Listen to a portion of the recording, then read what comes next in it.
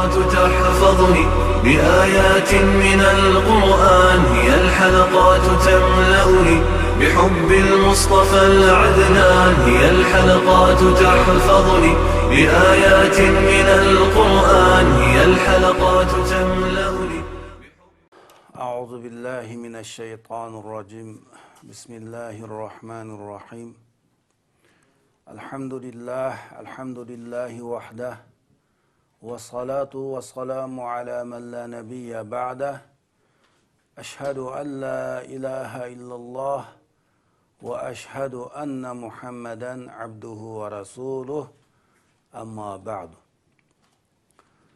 Aziz, muhtaram qarindoshlarimiz, biz bugün her bir qaysingizlarga islohotni o'zimizdan boshlaylik degan temada davomlashtirib kelgan darsimizning shu davomi sifatida ixlos degan bir temada dars sunmoqchimiz. Ulug' Rabbimiz Allah subhanahu va taala va taqaddas mushu darsimizni anglab, darsimizdan her bir Müslümanның ünümlük menfaatini işke Allah muvaffaq kılsın. Aziz buradarlarımız, ihlas hakikaten her bir Müslümanның hayatında ve şu Müslüman icra kılıvatkan, elib beravatkan faaliyetler içinde en mühim boğan bir amil. Her kandak bir amel qarmakka qanchalik ko'rkam, qanchalik vazni ig'irdek ko'ralsin, ammo shu qilingan amalda mutlaqatan xolislikdan iborat bir narsa topilmasa, shu qilingan amal xolis Allohning rizoligini ko'zlash, Allohning huzurida katta martabalarga, katta ajrlarga erishish maqsad qilinmasdan ilib berilgan bo'lsa, bu amalning ko'rinishi qanchalik ko'rkam bo'lishidan, bu amal kishilarning ig'zida qanchalik katta amal bu degan ana shunday shuarlarning to'linishidan qat'iy nazar, amal Allohning huzurida maqbul bo'lmaydigan, Allah uni qabul ko'rmaydigan bir amal bo'lib qoladi. Şunun için Ulug' Rabbimiz Allah subhanahu ve taala ve taqaddas Sur-i Beyyinede وَمَا أُمِرُوا إِلَّا لِيَعْبُدُوا اللّٰهَ مُخْلِصِينَ لَهُ الدِّينَ حُنَفَاءَ. Ular fakat Allah'a halis, yani ibadetini Allah'a halis kılgan, hak dinge itiqat kılgan ve yegane bo'lgan Allah'a halis ibadet kılgan, yani ibadet kılışlıkka buyuruldu. Mana ularninki ve yuqimus salat ve yu'tuz zakat. Ular namaz o'qishga, zakat berishga buyuruldu. Ana shularning shu xolislik bilan qilgan ibadati, ularning shu xolislik bilan elib borgan diniy faoliyatlari, namozi, zakati, mana bu haq bo'lgan, to'g'ri bo'lgan dindordir. Demek ayet bizge mana shu her bir Müslümanның, her bir müminning fakat ibadetini halis Allah'a kılgan, haq dinge itiqat kılgan ve yegane bo'lgan Allah subhanahu ve taalaga ibadet kılışlıkka buyurulganligidan ibaret, mana bu hakikat bu ayette oturup koyulaptı. Şunun için Ulug' Rabbimiz Allah subhanahu ve taala ve taqaddas ikinci bir ayetinin özünde İnna enzelna ileykel kitabe bil hak fa'budillaha muhlisen lehu'd-din ala lillahi'd dinul halis. Ulug' Rabbimiz mana bu ayetinin özünde Hazreti Muhammedur Resulullah sallallahu aleyhi ve sellem'e şundak büyük hitapını kıldırken ki, biz sizge Muhammedur Resulullah sallallahu aleyhi ve sellem bütün hakikatni o'ziga mujassam qilgan, bütün hakikatni o'ziga mujassam qilgan büyük bir kitobni sizga nozil qildik, tushadik. Siz Allah subhanahu ve taalaga xolis e'tiqodingizni, ibodatingizni xolis qilgan holda Allohga ibodat qiling. Allah'a fakat halis bo'lgan din maqbul ko'riladi. Allah qabul ko'radigan, Allah maqbul qiladigan din fakat halis dindir degan bir haqiqat o'tirib qo'yildi. Demek mana mush oyatning o'zidimi ulug' Rabbimiz Allah subhanahu va taolo va taqaddas Hazreti Muhammedur Rasulullah sallallahu aleyhi ve sellemni ham halis bo'lgan holatda Allah'a ibadet qilishga buyurganligini ve Muhammedur Rasulullah sallallahu aleyhi ve sellemning halis bo'lgan holda Allah'a ibadet qilishga buyurilganligini o'tirib qo'ydi. Endi biz bugungi darsimizda tushunmoqchi bo'lgan eng muhim halqaliq bo'lgan masala zodi biz xolislikni qanday tushunamiz? Bir inson zodi men xolis bo'lsam bo'ladi desa xolis bo'lib ketamdi. Men xolislik bilan ma amalni qildim, xolislik bilan ma gapni qilyapman, xolislik bilan ma da'vatni qilyapman, xolislik bilan ma faoliyat bilan mashg'ul bo'layapman desalar xolis bo'lamdi. Yo'q. Bu xolislik birinci olab bu qalbni amili. Shuning uchun cumhur alimlerimiz xolislik nuqtalarini mundaq 3 nuqtaga bölgen. Birinci, yani niyet, maqsadlik xolislik, qalblik xolislik. İkinci, aqidadagi xolislik.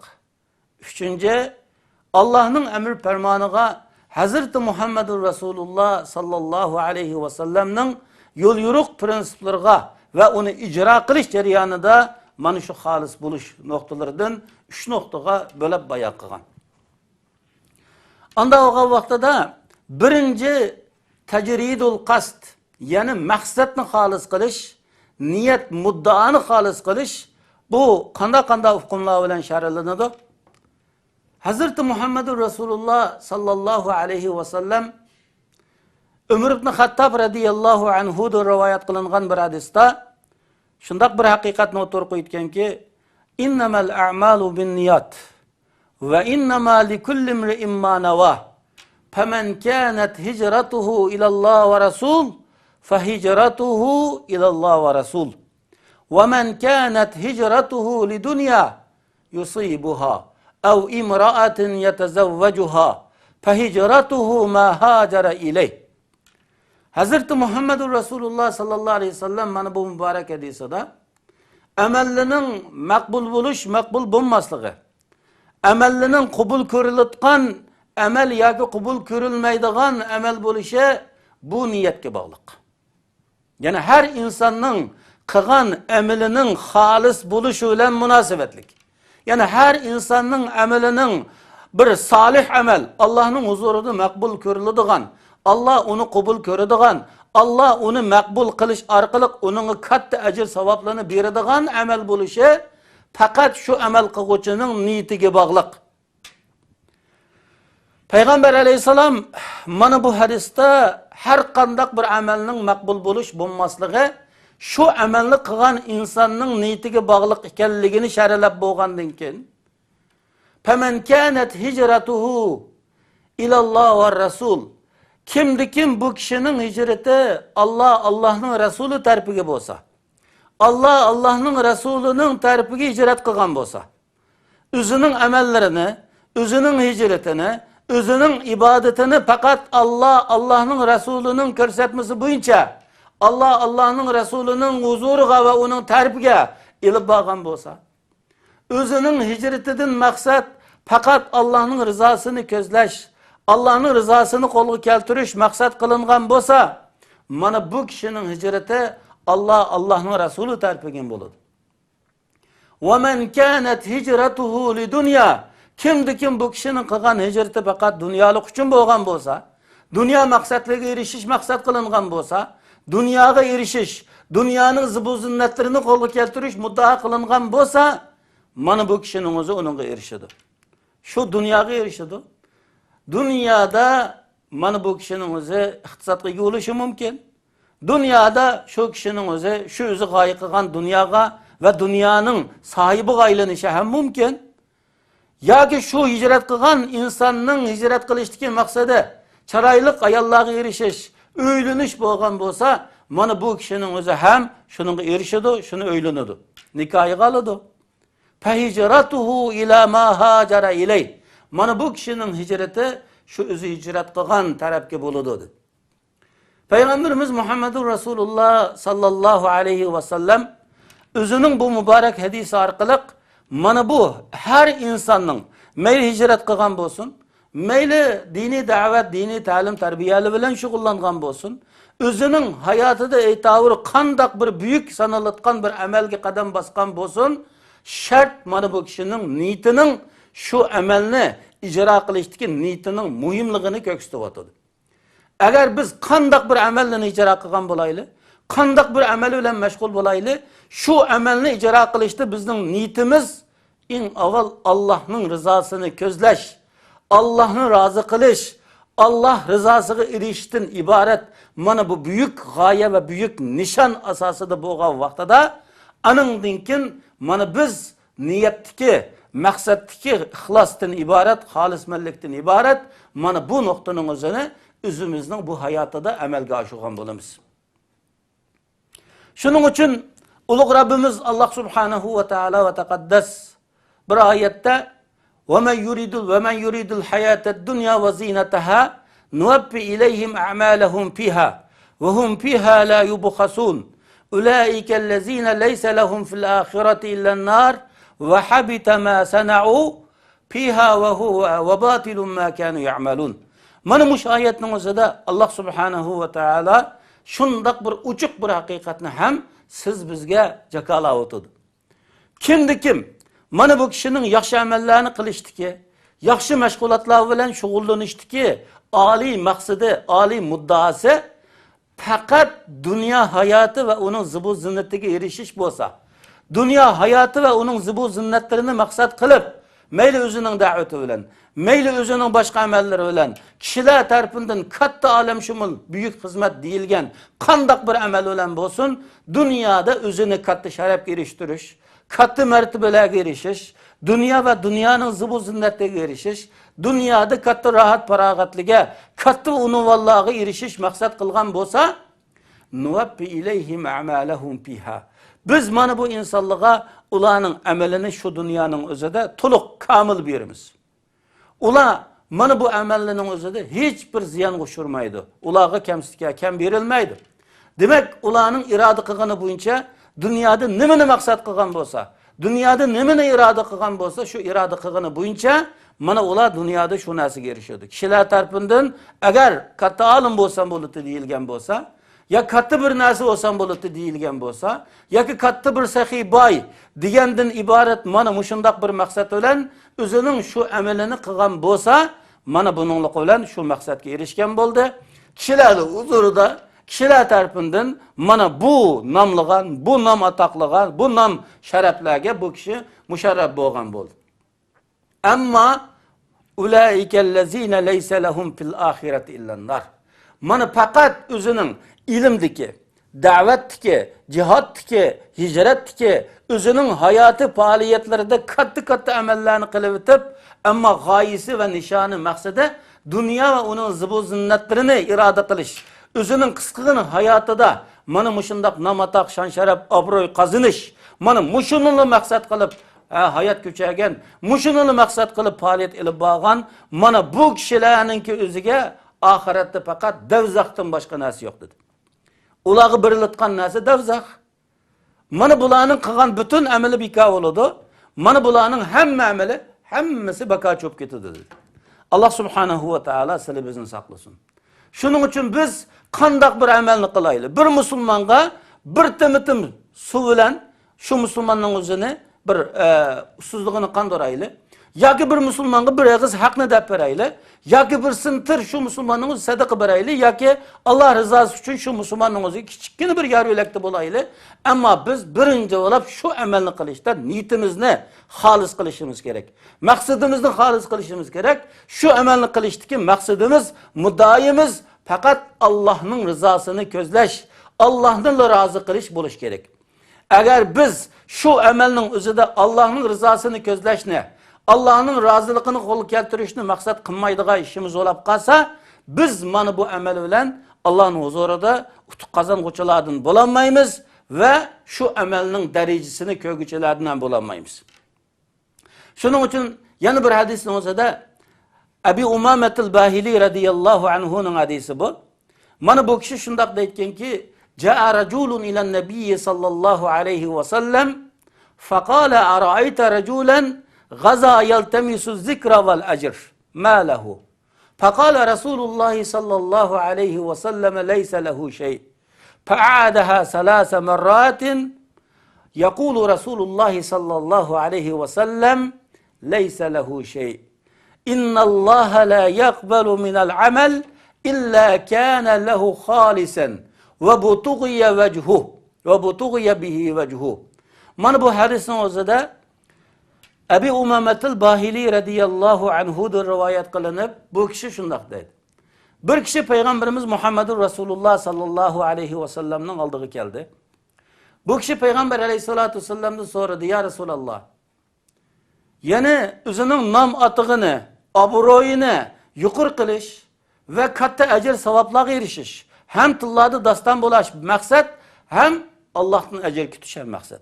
Demek okşaş bir şekilde ecirini hem kütüdü hem namının yukur götürülüşünü hem maksat kılıdı. Mana bu şekilde gazat kılgan, bu şekilde cihadi ibadetli iştirak kılgan, bu kişiden bir haber kılgan bolsalar, bu kişiden bizge bir düşençi belgen bolsalar dep Peygamber aleyhissalatu vesselam'dan soraydı. Sorgan vaqtida Peygamber aleyhissalatu vesselam bu kişiye şundak cevap berken ki leyse lehu şey'un. Bu kişiye hiç narsa yok dedi. Bu kişi özünün bu sözünü tekrar 3 kıtım Peygamber aleyhissalatu vesselam'ga yandımuladı.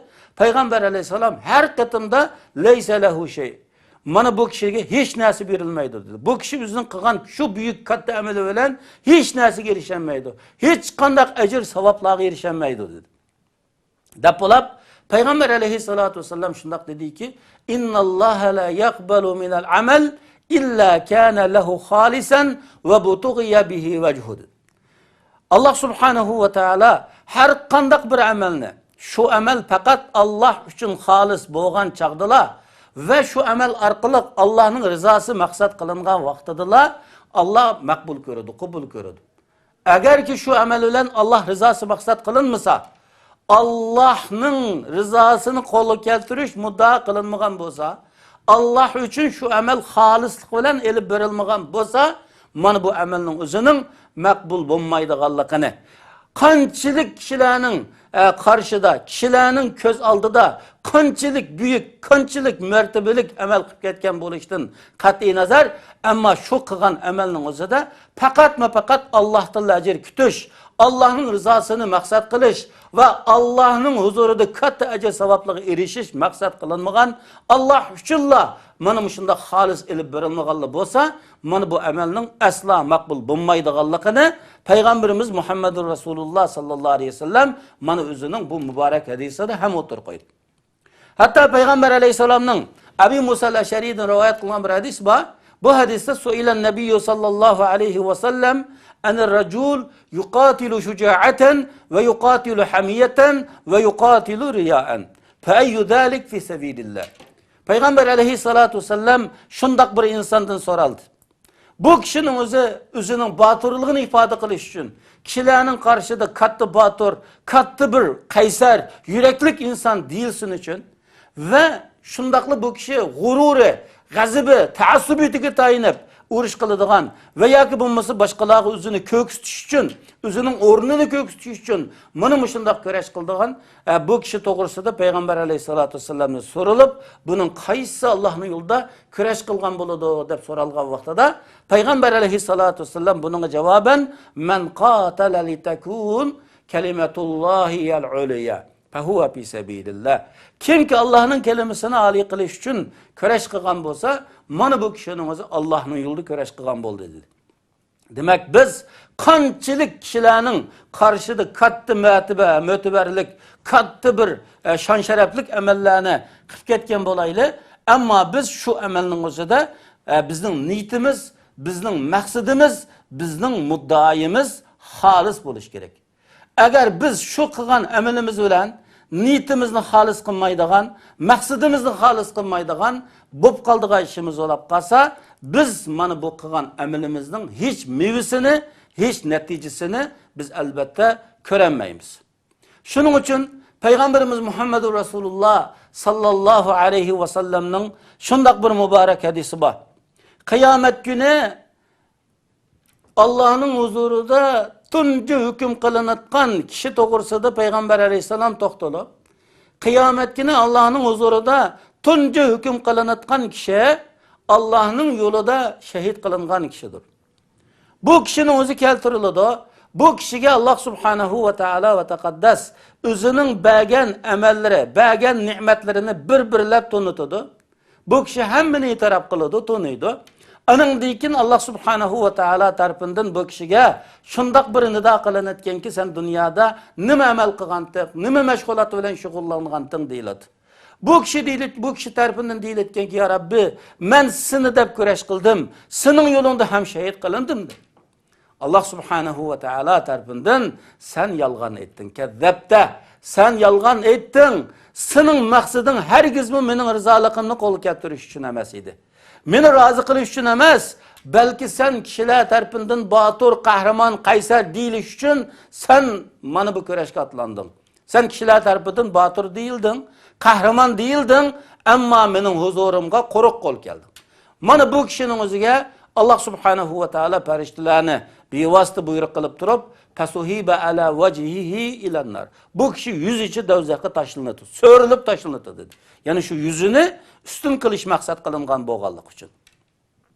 Yani bu kişi keltirilitken ki Allah subhanahu ve teala ve tekaddes mana bu kişinin özüge kattı ilimlerini bəgen, kattı alim kılgan, qarı kılgan.